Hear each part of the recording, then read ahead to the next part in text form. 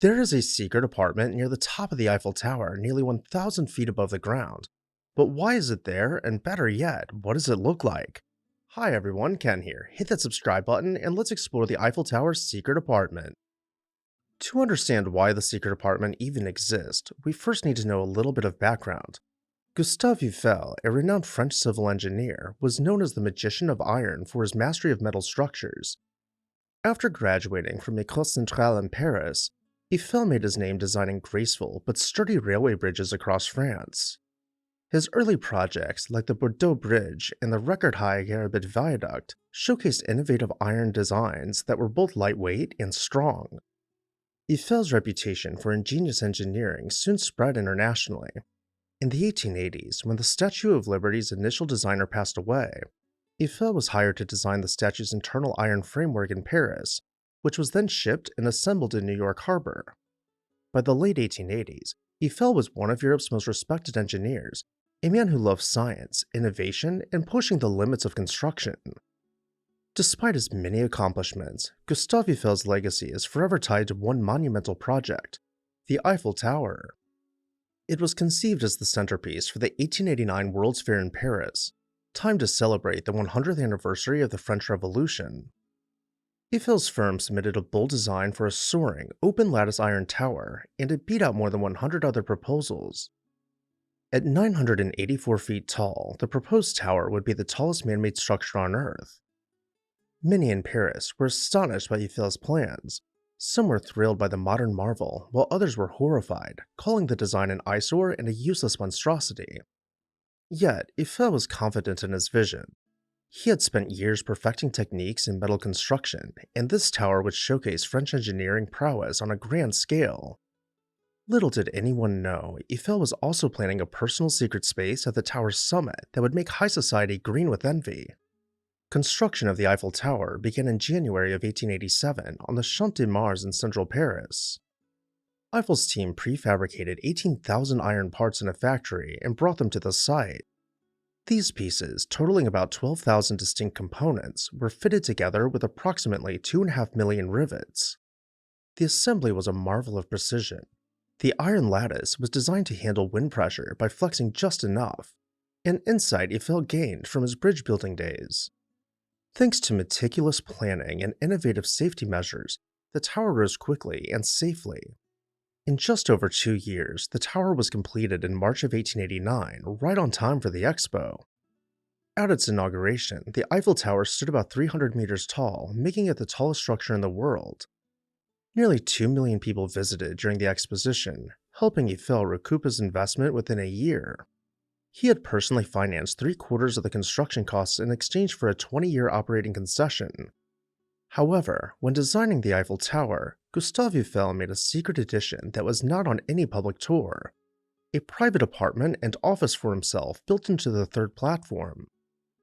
Tucked just below the tower's pinnacle, the sky-high sanctuary was relatively small, about 100 square meters or 1,075 square feet, but it was exceedingly cozy. Eiffel's hidden apartment stood in stark contrast to the exposed iron girders and windblown observation decks just outside the walls. The atmosphere was warm and genteel, furnished in the comfortable late 19th century styles rather than industrial chic, with tasteful but unpretentious decor. The walls were covered in patterned wallpaper, and there were wooden cabinets, plush armchairs in soft chintz fabric, and even an upright piano in the corner.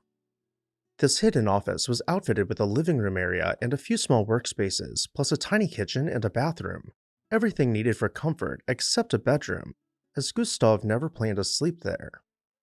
Here was the ultimate status symbol, an apartment with the most spectacular view in Paris, and almost no one could get inside.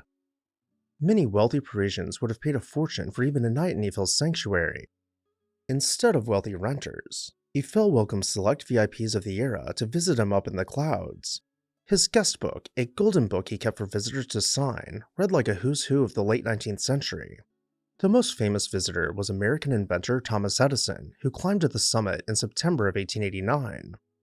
During that visit, Edison and Eiffel had a friendly meeting of minds, and Edison even presented Eiffel with one of his new phonograph machines as a gift.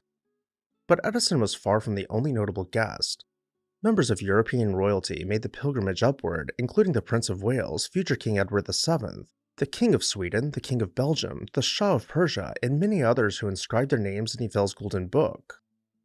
From the outside, the existence of the apartment was practically invisible. The tower's top just looked like iron girders in a spire. Only those in the know realized there was a furnished space inside. This mix of secrecy and prestige gave rise to many Parisian rumors and fantasies. Some imagined Eiffel living luxurious up there full time or throwing lavish parties in the clouds. In reality, Eiffel used the apartment primarily for quiet study and professional meetings, not wild soirees. He might spend a few hours in the office or bring his family up occasionally. The vibe was less Great Gatsby and more gentleman scientist den. Time, of course, did not stand still in Eiffel's eyrie. Gustave Eiffel himself lived until 1923, long enough to see his tower become an enduring symbol of France. After Eiffel's passing, the question arose, what to do with the hidden apartment? The Eiffel Tower's ownership and purpose evolved over the decades. Originally, Eiffel's agreement with the city allowed him to use the tower and his apartment for 20 years after the 1889 Expo, after which the land was to revert to Paris authorities. Eiffel managed to extend this period by proving the tower's value for science and communications. In 1903, he struck a deal with the French military to use the tower for cutting-edge wireless telegraphy experiments, essentially an early radio antenna stretching from the summit. These successes gave the tower newfound importance. Thanks to its role as a giant radio tower, the city of Paris agreed to let the Eiffel Tower stand beyond 1909, saving it from dismantling. Eiffel's private apartment thus also earned an extended lease on life, at least for a while.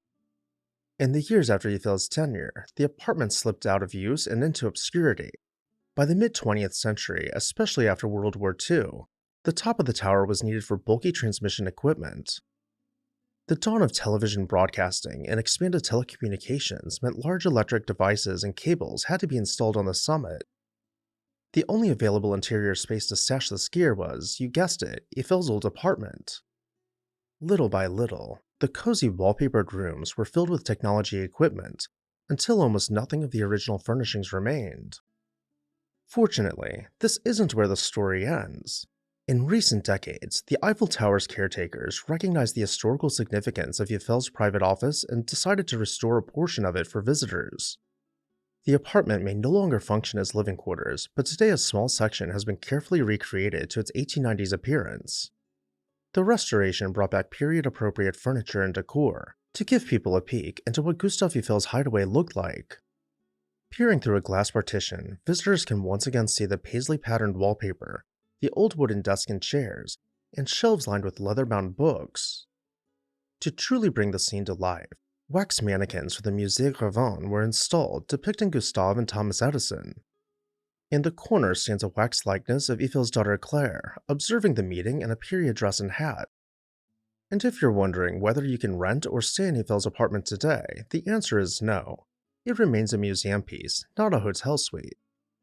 Beyond the panoramic views and bustling platforms, a century ago, Eiffel himself might have been up there in his secret apartment, sipping coffee, gazing over Paris, and marveling at what he had built, a monument that, much like his hidden apartment, continues to inspire wonder to this day. And with that, I'll turn it over to you. What did you think about the Eiffel Tower's secret apartment? Let me know down below in the comments section, and while you're there, make sure you're subscribed so you never miss an exciting episode of This House.